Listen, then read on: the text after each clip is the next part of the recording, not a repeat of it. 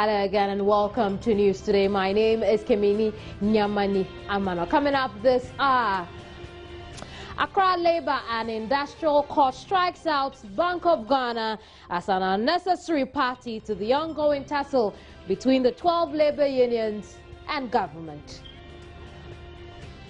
Also to come, receipt of the Basic Education Certificate examination takes off today, but with several challenges. I'll be telling you more about that in a bit. Police vows to punish personnel who attacked two multimedia journalists.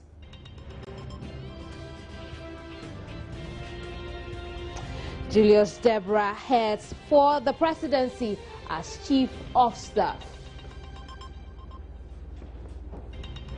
Details of those stories and plenty others over the next hour here on News Today. Don't go away.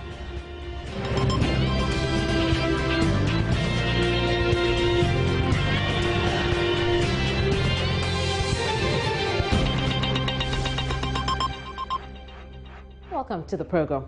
Now, the Labour and Industrial Court in Accra has struck out a counter-suit filed by 12 labour unions seeking to join the Bank of Ghana to an ongoing tussle with government over the management of their Tier 2 pension funds. Justice Anthony Yeboah, who read the ruling on behalf of Justice Said Jan, said the Bank of Ghana was an unnecessary party to the substantive case, hence the ruling. He added that the law clearly establishes the Bank of Ghana as the custodian of the pension funds with no rights as to how the funds are used. That power rests with the employer, which is government.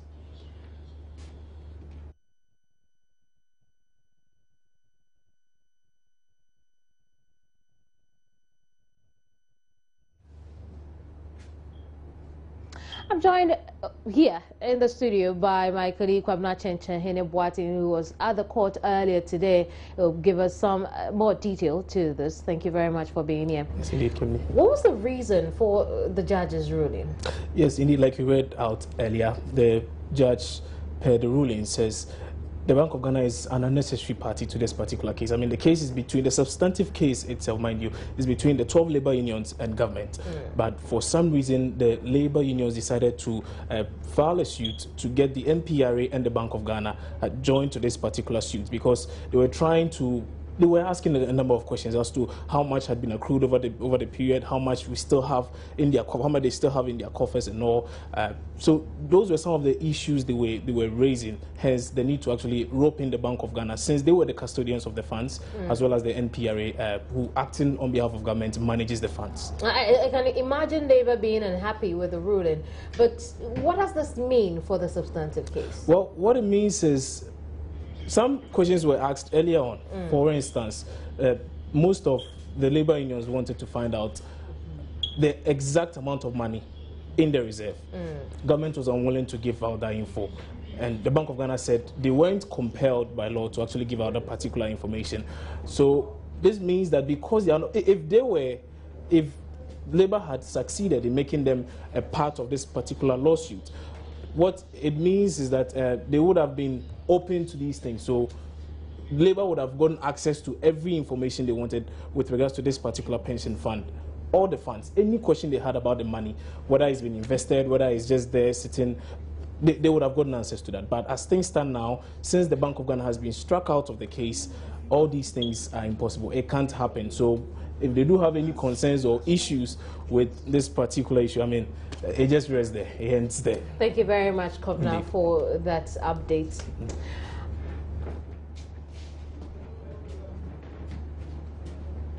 Well, away from the course, the first ever receipt of the Basic Education Certificate examination for private candidates starts on Monday, February 16 to 20. In all, 1,181 candidates are expected to converge on 11 examination centers throughout the country to reset their exams as private candidates. In a bit, we'll share with you some experiences of my colleague Derek Akosam, who spoke with the head of WAEC and also visited some centers here in the country. We also go across the regions and find out how the examination took place in those regions. In the meantime, let's talk about an attack on some journalists here at the Multimedia Group Limited. The increasing rate of attacks on journalists by unscrupulous people, particularly the police and other public officials, is raising tensions, especially amongst the media fraternity.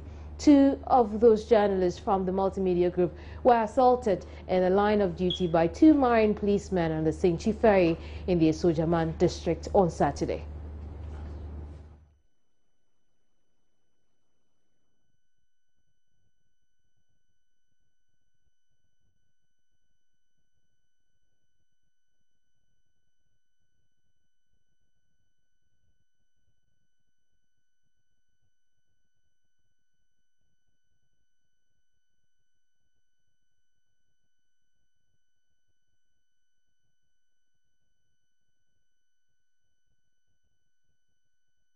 The police officer who attacked Matilda Womeka and David McCarthy in the line of duty while covering a story on the St. Chi Ferry. The police officer Fatau Django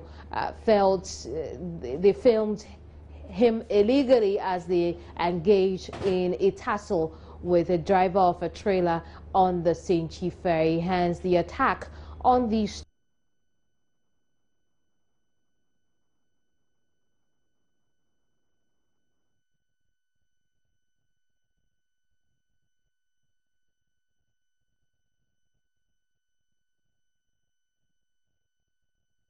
from authorities. A scuffle between the police and the driver caught the eye of the cameraman, which angered the policeman named Fatau Django with service number 38205.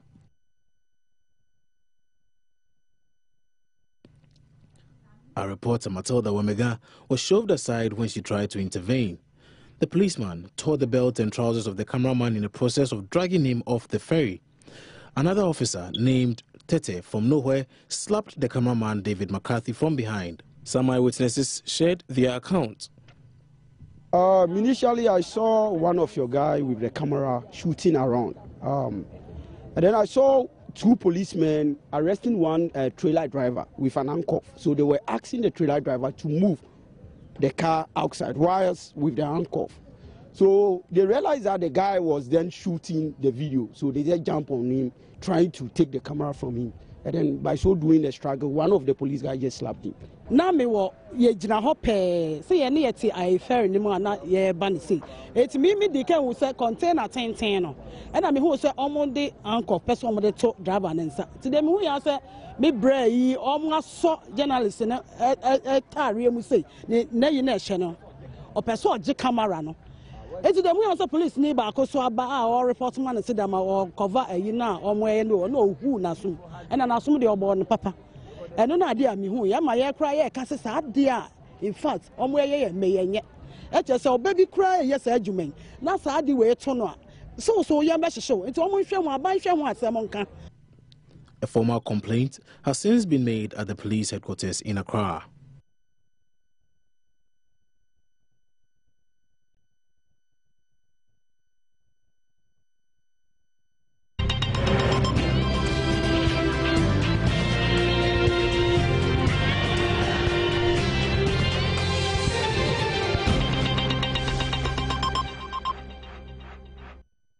Now, the first ever reset of the Basic Education Certificate examination for private candidates starts on Monday, February 16 to 20. And in all, 1,181 candidates are expected to converge on 11 examination centers throughout the country.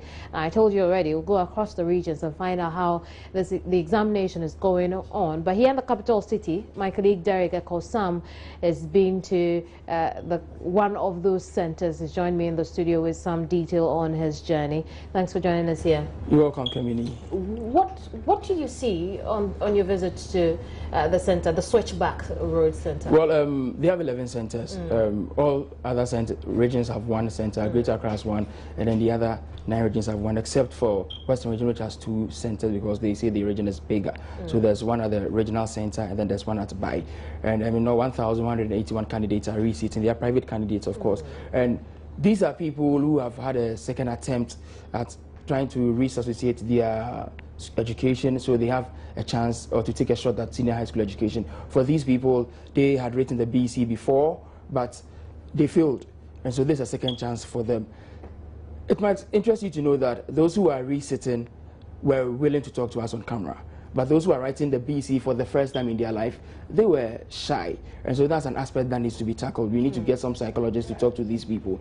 But again, going to switch back is a very difficult task, because there are 3 routes you could use. You could either go through Flagstaff House or go through 37. And for all of these routes, there's no signboard that directs you to the YX Center. If you don't know where the YX Center is, you'd find yourself wanting. And so there's this lady who was writing 6 papers and had to miss the first paper, which is English language, simply because she doesn't know where the switchback center is. And so this is something that the officials at WAEC and the Ghana Education Service must take into consideration. When in choosing the centers, they need to provide as much information for these candidates to locate the centers as possible. I see. Now, were you able to engage some of these students, and what did they share? Well, for most of them, they were happy. I spoke to somebody who wrote the exams in 2009, and he told me that up until he had this opportunity, he felt that his life was in tatters, simply because he hasn't had the chance to go back to school, because his results were not good. And so for him, as a person, he has to write for the second time and make sure that he passes and passes well, so that he can get access to secondary education and then further his education, so he becomes the person he wants to be. And so he was very grateful that an opportunity like this has come to him. There are others who were writing for the first time, and they spoke off record, and they were like, well, they didn't have enough money to register then, and for fear of being laughed at, they didn't go back to school to register with their former schools, so they had to wait for an opportunity like this to come, so they would rewrite the paper. How did they get into secondary school with a computerized system if they were not given the opportunity to choose schools at all? Now that's one part that baffled me. When I spoke to the head of WAEC, very Reverend Sam Ningmai Olenu, he said that that is an aspect that the CSSPS will have to tackle. So we could listen to that. Yeah, now? we could listen to that. Absolutely. Actually, nah. You've written the BC before? Yeah, 2013. 2013. And then what was your score? It was very bad. I got 25. So you want to take a shot at this and then get to the senior high school? Yeah, for sure. So which senior high schools did you choose? Actually, now it's a private one.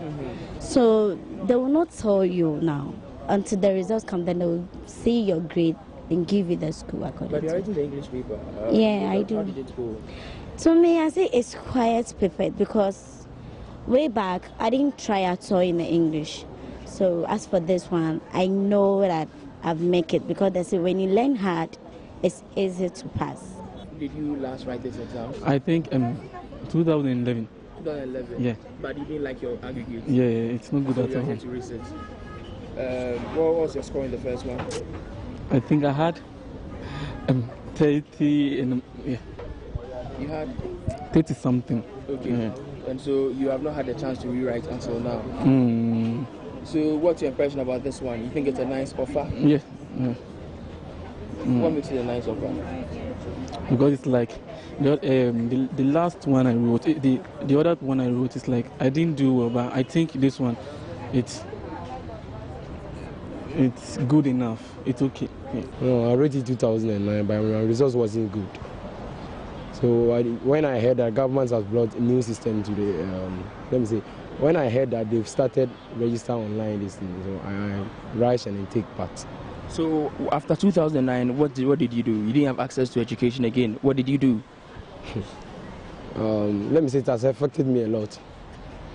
I've been taking my results to any school, but it seems my results wasn't good. It wasn't enough. So they really accepted me, so I was just working a little bit. How many papers are you rewriting? 8 subjects. 8 subjects. Which subject if you want to share? Yeah, science, English, social, maths, RME, pre-tech, ICT, and French, yeah. Derek Akosam is still here with us on the program. Obviously, those were some of the students these who are were some of the candidates who were researched. And for them, they are happy. spoke to me and they said they thank GES, they thank WAEC for giving them this opportunity. But one other thing that I realized was that some parents were there with their kids and they were complaining. For them, one center for these exams won't be enough for the candidates, especially across the country. For example, if I'm somewhere far away from the regional capital, it means that I'll have to come to the regional capital and spend at least a week there. If you don't have any relatives there, you'll have to lodge in a hotel or some guest house, and that also gives them an extra cost. And so for them, they would wish that, in as much as when they're writing the BEC, you have a lot of schools where people or students write these exams, they would wish that this private exam will also be given that one. Because even for November, December, what we call the NOVDEC, it's like that. You have a lot of centers to choose from. And so you choose a center that is closer to you, and then you could get access to these exams. You write, you pass, and then you go your way. I also know you spoke with Reverend Oleno over the issue of schools moving on after the exams, the issue of schools. What exactly did he tell you? He said that, let's get to that bridge we'll cross. And I'm like, these are students who want to further their education. And for us, the closest or the latest admission for them is in September. It means that, so I asked him, would they have to join their colleagues who would write in June? And then he said, well, there's a special exams. When we get there, we'll cross. So I was asking him, is WAEC really prepared for this? Because you'll have WASI that will start somewhere in April, and then there's the BEC itself in June. Now, you don't want to add this one to your calendar. Do you have enough logistics to take you through? He said, well, we've thought about this carefully, and it is something that we want to do. And since it's the first time, we want to do this and get the challenges, and then later on, we'll better it. Thank you very much for that. I'm sure we'll look into this in subsequent broadcasts. But let's go back briefly to the story on the police assault on multimedia journalists, where the Ghana Police Administration has vowed to bring the offending servicemen to book. Superintendent Cephas Arthur, who speaks for the service, tells Joy News investigations have begun into the assault. Originally, not happy about the aspect that says that the police attacked journalists. We don't work attacking people. We work in partnership with our stakeholders. So anything that puts some blood on our image, like police officers attacking members of the public, let alone members of the media, is an issue of concern for the police administration. So I decided to pass here. The IGP and the police administration are concerned about it. They want to take action. But in the first place, they want to investigate to know exactly what happened. So I've met with Madam Emma Morrison. And we are trashing the issue out. We are picking pieces of evidence for the study of the administration, and I can assure you that whoever is involved will dealt with accordingly. How do we take a call when two of our people were attacked right now? It's not just them. I don't think the entire newsroom is scared of carrying out stories now, because then we fear for our safety. Stories that would demand certain questions from certain people. Because if the police itself is not afraid, is not concerned enough not to attack journalists, and is able to do that, what will the ordinary person do? What do we do with our men, our two journalists who are hurt now? You think the police are not afraid to attack journalists? You think the police are not afraid to do things that are non-professional? That is not true. You know about certain steps that the police administration has been taking of late. I hope you have heard about the public confidence reaffirmation program. I think you saw what we call a Times story of last Monday, which published 69 police officers interdicted. So it is, our records are replete with police officers who are punished for one misconduct or the other. So it is not a matter that the police are not afraid of attacking police media men, or they are not afraid of doing what is wrong. They are very much afraid of doing what is wrong. We know there are laws. One would imagine. If I would land on this, we know there are laws in the country which debars and deters. And the laws debar and they deter people from committing offenses. But offenses are committed. And in this case, in this case, the police did. I mean, that's what we are investigating, and that's what you have put on your network. So we assume that that is your aspect of your side of the story. We don't have to write it off. We have to investigate it, and when that is established, then we take the necessary action against the police. There's more to come here. Don't go away. You're watching News Today. Now, President John Dramani Mahama has advised Minister for Local Government and Rural Development, Julius Deborah, as his new Chief of Staff. He will be taking over from Prosper Douglas Bani, who will be appointed an Ambassador Extraordinaire. And a statement signed by the Minister for Communications, Dr. Edward Omane Boama, also announced the reassignment of William K. Abua as an advisor responsible for the restructuring of NACOB Inter-Commission. He will also assume the chairmanship of the NACOB when the board is constituted. Baba Isifu Kamara, Senior Advisor for Special Duties, is the new National Security Advisor, while Deputy Minister for Works and Housing, Johnny Osei Kofi, also moved to the Flagstaff House as a Deputy Chief of Staff. The statement noted the President's appreciation for the work carried out by all the officials who have exited and expressed confidence in the capabilities and experience of the new appointees. The President expressed the new appointees to be committed to the task of managing the affairs of the Office of the President in order to realize his vision for the economic transformation of Ghana. I spoke earlier with incoming Deputy Chief of Staff, Johnny Osei Kofi. The only thing I can say for myself is that I try to do a job as best as I can when I'm given that task. That is what I can say. But what do you think But I don't think that I am any special person apart from any other of my colleagues. Well, now, Johnny, what are you bringing aboard that ship of Chief of Staff? Well, for me, I work under the Chief of Staff. I'm a Deputy Chief of Staff. So I guess that I'll be working under the instructions of my boss. So he will set the tone.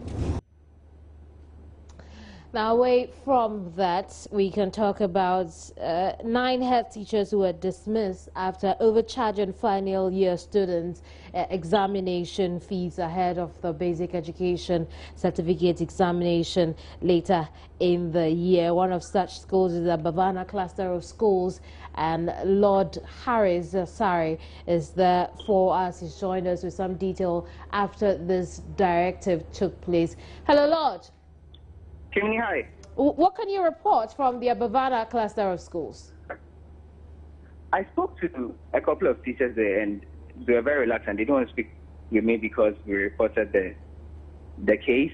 But she did mention that all the head teachers are meeting at NAT with the Municipal Director of Education. And so I'm headed there now to see what the meeting's about. She did not disclose if the demotion is taking place or not, and she just didn't want to speak about the whole issue because she claims to put the whole story across and then cause commotion. And so I'm headed to the NAT office to find out what the meeting is about, and hopefully I can get some. I see. But what have you picked up? Is there a new headmaster or headmasters at the Bavana cluster of schools? I didn't meet any head teachers over there. I was at the Kanda cluster of schools first, and I learned that the head teachers had gone out. Then they were not coming out. They're not coming back anytime soon. And then I went to the Kosubabi one, and I'm hearing that they are also having a meeting at the NAT office. So I'm assuming that the head teachers who were at the Kanda school also came for this meeting, and so I'm here to come and find out what's going on. I see. But what are you picking up? Is this some sort of intervention to perhaps reverse the decision by the Ministry of Education, or it is actually to select new headmasters for the affected schools? Again, it's not very clear. I'm asking what you're picking up with regard to this particular case. Is it a case of intervention, the reason for the numerous meetings at the various schools, or it's a case of electing new head teachers for the schools? I'm sure they are going to elect new head teachers, and hopefully they'll try to resolve the issue, because the ministry says that they have given out a particular amount which is supposed to be charged, and so I'm guessing that this meeting is first of all to see the new head teachers are going to be elected. How has this directive taken a toll on students while you were in the various schools? What would you report? The students do not seem to know anything about it. I don't think it has been communicated to them yet. Very well. Yeah. Would they be here for now? Thank you very much. Lord Harris Eduasari joined us from the Bavana cluster of schools, where he tells us that the affected schools, including Kanda cluster of schools and the Kotobabi cluster of schools, the head teachers in those schools have convened for a meeting. We'll bring you details of that in subsequent broadcasts. We can now go to the Ashanti Regional Capital, Kumasi, where the Konfo-Anokye Teaching Hospital would have to finance its own oxygen facility in the short term in order to supplement the unavailability of oxygen at the hospital. The fire that engulfed the central medical stores in Tema affected oxygen plants that supplied oxygen to both Konfo-Anokye and Tamale Hospital, which has adversely affected these hospitals. We can now join Erastus Asari Donko, who is at the hospital, will bring us some more detail into this. Well, I understand Erastus, we just lost Erastus over the telephone. We would fix the problem and bring back Erastus over the telephone. We would want to know how much this is costing the hospital and how it's dealing with it in the absence of its own oxygen facility. There's more to come here. Don't go away. I'm glad you stayed on the program.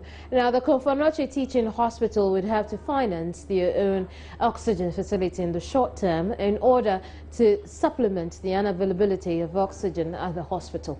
The fire that engulfed the central medical stores in Tema affected oxygen plants that supplied oxygen to the Konfo-Anokye Teaching Hospital. Erastus Asari Donko is our man there for us. He's joined us over the telephone. Hello, Erastus.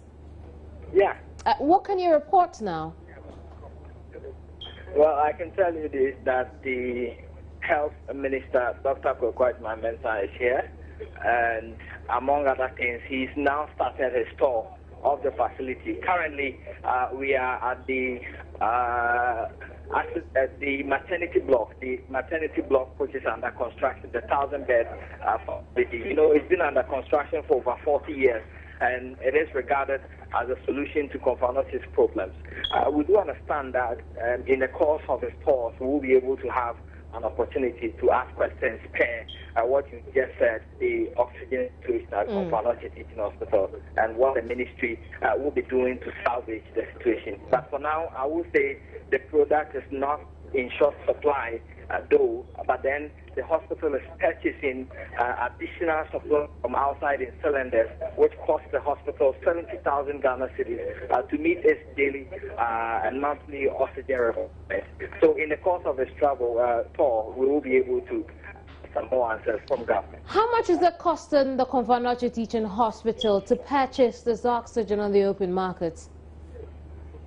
Well, if you spoke about the cost to the hospital, it costs the hospital 70,000 Ghana cedis monthly to supply adequate oxygen to the various wards at the moment. And how long has the problem persisted? Well, it has persisted for over 2 years now, because the plant is old. It exploded somewhere last year, and it got repaired. Currently, they are still using it as it is. The hospital needs some 700 cubic meters of oxygen. Now it can only produce 300 and something cubic meters. And so the shortfall is being purchased from outside the hospital. That is the nature of the problem. Very well, thank you very much, Erastus, for that report. Erastus Asare Donko joined us from the Komfanochi Teaching Hospital, where he informs us the health minister is touring the entire hospital. Let's now take a look at some business stories.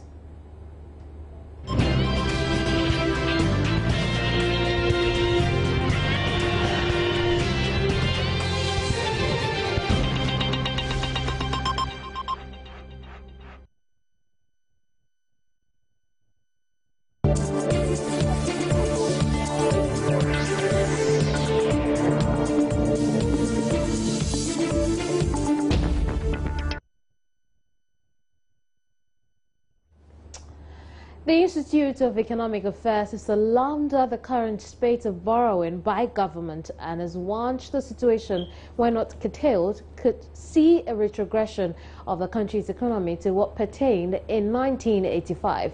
Senior economist at the IEA, Dr. John Kwache, in an interview on the Super Morning Show, indicated that government must resort to expanding the tax net while implementing strong fiscal policies to grow the country's economy.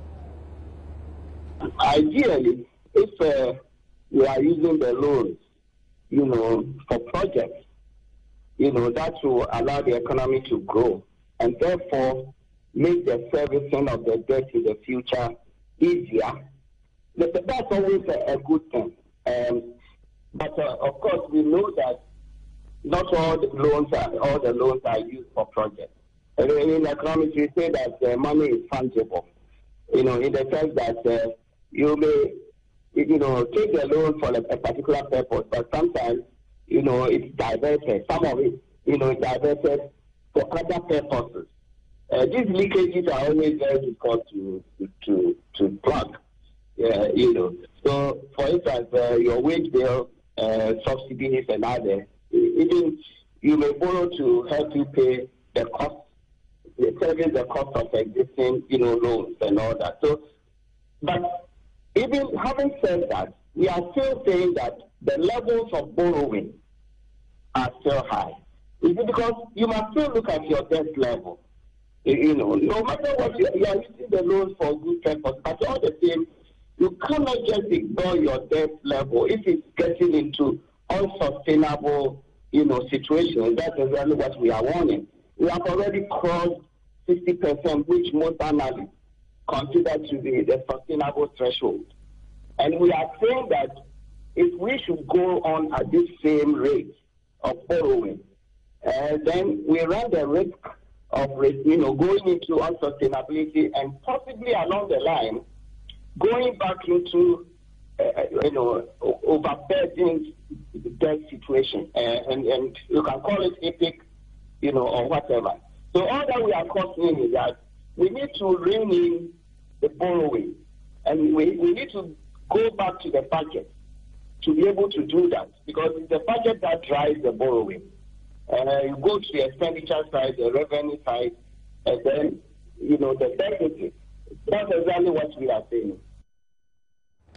Participants at a two-day conference on microfinance at the University of Cape Coast have been called upon to tackle the issues of methodological inaccuracies in the microfinance industry, which are yet to be surmounted. The Pro-Vice-Chancellor of UCC, John Nelson Boa, who made the call, questioned the effectiveness of the microfinance industry and the roles it has played towards the achievement of the Millennium Development Goals, with more emphasis on poverty reduction. To employ in the success stories told in the areas of poverty reduction. A lot of research conducted have pointed to mixed outcomes, which enjoin this conference to delve deeper in interrogating the issues further. Attributing the decline in poverty, for instance, to microfinance interventions has been one of the major challenges yet to be surmounted. While on one hand, some studies indicate positive impact of microfinance in reducing poverty, others also point in the opposite. Matching these interventions with the reduction in poverty is played. How effective has microfinance been as a tool for meeting the MDGs? And what role can it play in addressing the myriad of problems confronting humans? What complementary strategies can be employed to address global challenges beyond 2015? These are puzzles that demand answers from all gathered here. Institutions that are collapsing, we need to find reasons underlying it, and more importantly, the implications thereafter. The statistics that we've been shown today indicates that over the past couple of years, more than 50 microfinance institutions have collapsed. One is tempted to argue that 50 out of over 1,000 microfinance institutions, why do we need to bother about that? But from my point of view, even if we had experienced just 2 MFIs collapsing, it's an issue of concern in the sense that it's a negative thing, and once it happens for the first time, it sends down rippling effect. If we are not careful, people who are beneficiaries or who are intended beneficiaries of these microfinance institutions, no matter what amount of training that you give to them, they would never want to participate in any financial intervention from whoever, either from the government or any microfinance institution. We should think through the issues, we should think about alternatives, and we should look at what works and what doesn't work. And I think as a country going forward, this process of thinking through should be very important. We poo-poo academic and we poo-poo thinking, but any society that's not prepared to put in money, resources, and time for thinking will be fooling itself about development. And I think this is where we want to go, to provide an avenue for people to just blow their minds.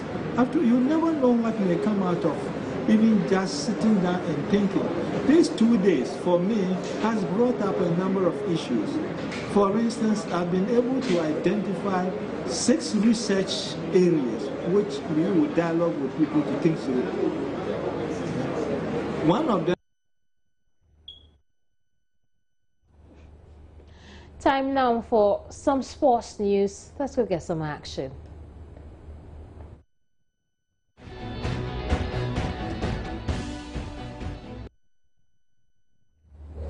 Good afternoon, I am Baba Tando with the latest in the world of sports. And straight away we begin from the camp of the Porcupine Warriors, Kumasi Asante Kotoko, whose Chief Executive Officer, Samuel Opoku-Inti, has refuted speculations in the media that head coach of the club, Masoud Didi Dramani, has been sacked, describing the allegation as unnecessary and unprofessional. Joining me on phone now is Public Relations Officer of the club, Kweku Ahinkra. Hello, Kweku, good afternoon.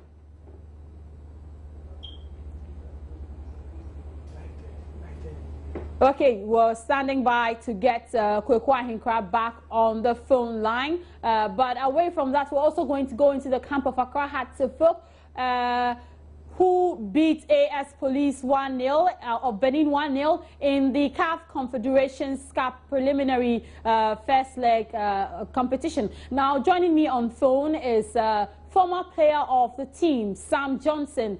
Good afternoon to you, Sam Johnson. Good afternoon. Sam, first of all, how would you assess Hearts-of-Oak's performance against AS Police of Benin?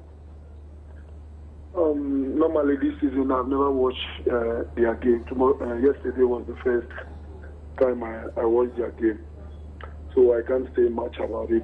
But what I know is that this season is not going well for the team.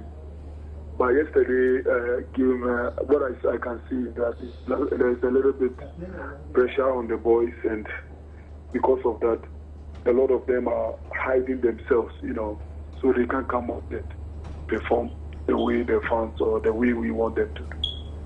Sam, in your candid opinion, how far do you think Hearts-of-Oak can get to in this year's CAF Confederations Cup? No, I'm not sure. At the way the things are going, I'm not sure. But as it's hard, they can always perform wonders. So, but reality, I'm not sure because of the way they played yesterday and the way these guys are playing, the AS Police or whatever they call them, the way they are playing, is when they go there, I don't think things are going to be easy for them at all. Okay. I don't think things are going to be easy for them at all. Okay, I understand. You don't think things are going to be easy for them at all, meaning that you don't think Hearts-of-Oak can progress beyond the preliminary stage. Is that what you're saying? Yeah.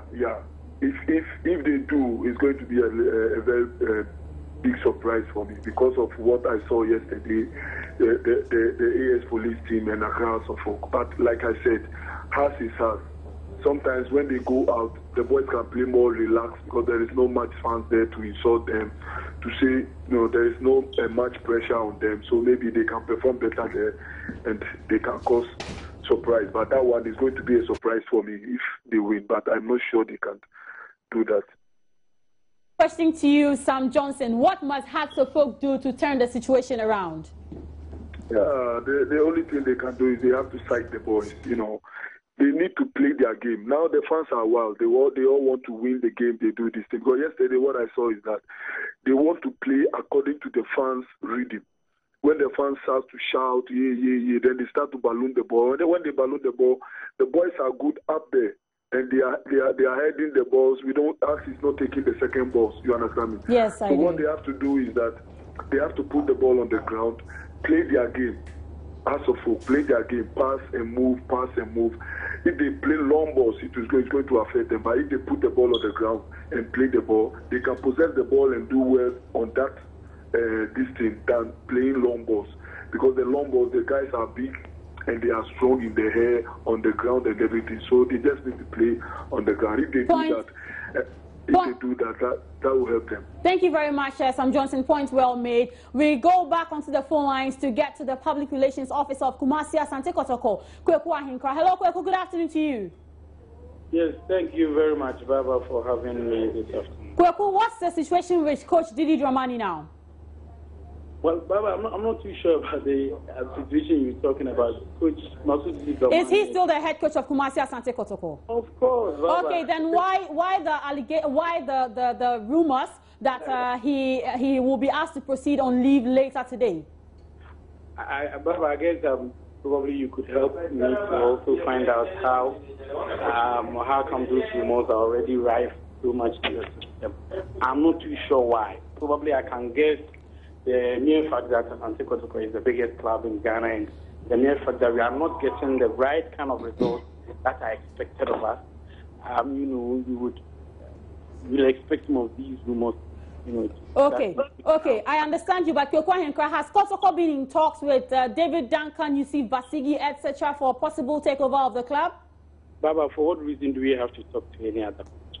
I think it's a big smack in the face of the contract that Kotoko has to coach Masudi Dramani, and it would even be a bit disrespectful also to coach Masudi Dramani. He's our coach, and for that matter, there's no reason to talk about any other coach. All right, Kweku Ahinkra, thanks very much. And I understand Kotoko's board is meeting later today. How true is that? Baba, I'm not too sure. You seem so surprised by every question I've asked you. I mean... you see, yes, that should also, give you reason to start asking questions about the kind of rumors that are making, many rounds these days in our media circles. You see, there's nothing like a board meeting. It's rather the board chairman who is meeting senior members of management. And, these meetings have been taking place since Thursday. We've been doing a bit of peer review analysis. Okay, so what have you been talking about in your meeting since last Thursday? Yes, we've been looking at why a big club like Kotoko would amass just 8 points out of a possible 21 in the first Capital Plus Premier League. We feel, it's unlike us. We feel we could be doing far better than we've been doing now. And as a result, we're doing a bit of peer review analysis. We're looking at the various facets of the team, the various functionalities of the team. We're looking at what everybody is doing, whether everybody is doing his or her chores as is expected of the person. So it's not even about the technical team alone. It's about management. It's about everybody, the playing body, everybody who's got a role or two to play, at Asante Kotoko. So it's not even about Coach Masudi Dramani alone. It's about everybody who's got a role to play. Nobody's job is safe these days at Kotoko. Everybody's job is under scrutiny, including myself, you see. So I know very soon the report will be done with the peer review analysis. And from there, we would be informing the media and the rest of Ghana as to the kind of... Kweku, my last question to you. How has Didi Dramani been taking this in these events? How has he been feeling? It is an experienced coach. We all know his level, a CAF instructor. He knows, he's been there. He knows all about these things. I'm not sure it has affected him in any other way. He's taking it in good stride, doing his job as he does protocol. He was at the training grounds today, going about his duties as he does all the time. Thank you very much, Kwekwa Hinkra. He is the Public Relations Officer of League defending champions, Kumasi Asante Kotoko. Now, let's still stay within the league, but this time we focus our lenses on New Edubiase, whose players and coaches were involved in an accident on the Koru in Priory Road, and they are responding to treatment. Now, the Bekwa-based Premier League side was returning from Nkoko, where they went to play a friendly match with Storm Academy. According to an eyewitness, a taxi driver who only gave his name as Chiki, the driver lost his way. The driver of the New Edubiase United bus lost his way en route to Nkoko.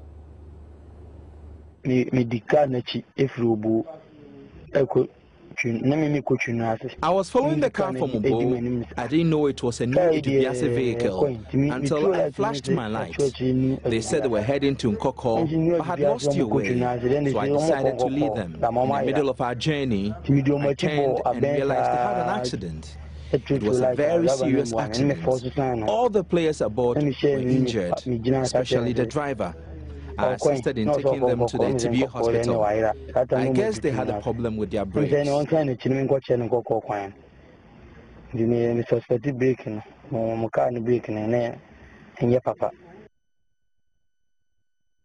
All right, and off camera, I was told that the head coach of New Edubiase United, Anthony Kome, has been sent to the Holy Family Hospital and is responding to treatment. One of the players who got severely injured in the accident is also in the intensive care unit in Kwewu in Priory. So we'll bring you more details on this particular story and more in our subsequent bulletins. But for now, I'm done. My name is Baba Tando. Have a good afternoon. News just coming in. Fatal accident recorded at Abeka Junction here in Accra. Joy News' Nana and Sakos join me over the telephone with some detail. Hello, Nana. What can you report? Oh, it was an articulated truck driving sort of Tesano facing the Caprice direction, right in front of the Abeka Junction, and I think it lost its brakes. So.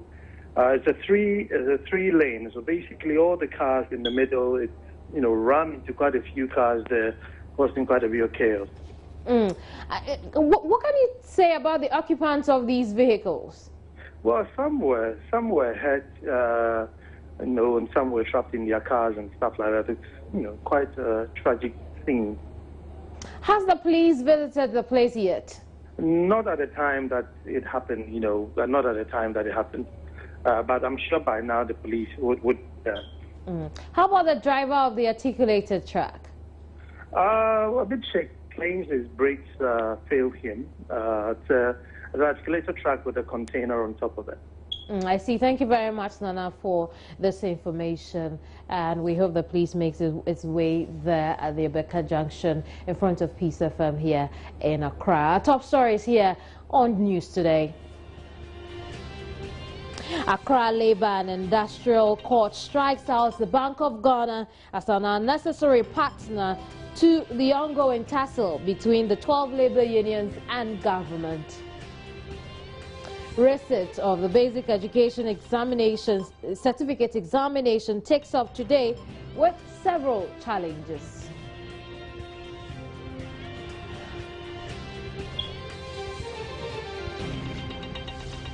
Police vows to punish personnel who attacked two multimedia journalists over the weekend.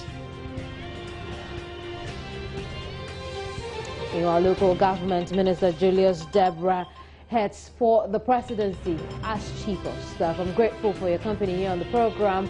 Enjoy the rest of our broadcast. Find more news on myjoyonline.com. My name is Kimini Nyamani Amana. Good day.